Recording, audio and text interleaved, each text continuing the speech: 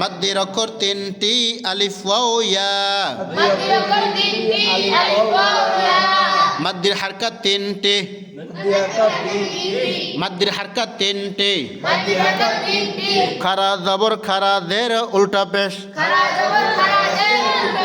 খারা জবর খারা জের উল্টা পেশ। নিচে লেখা ধরেন খালি আলিফের ডাইনে জবর না হয় জবর খারা হয়। এই দুইটি জবর থাকলে এক আলিফ টানতে হয়।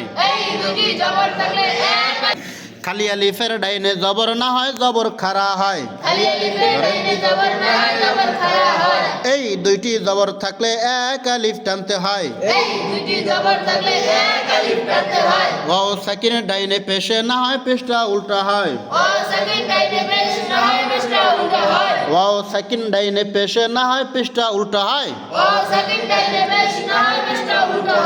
এই দুইটি পেশ থাকলে কয় আলিফ টানতে হয়। ইয়া সাকিন ডাইনে জের না হয় জেরটা খারা হয়। এই দুইটি জের থাকলে এক আলিফ টানতে হয়। এই ছয় ধরনের নিয়মে এক আলিফ টানতে হয়। একই মাদ্দি আসলি কয়।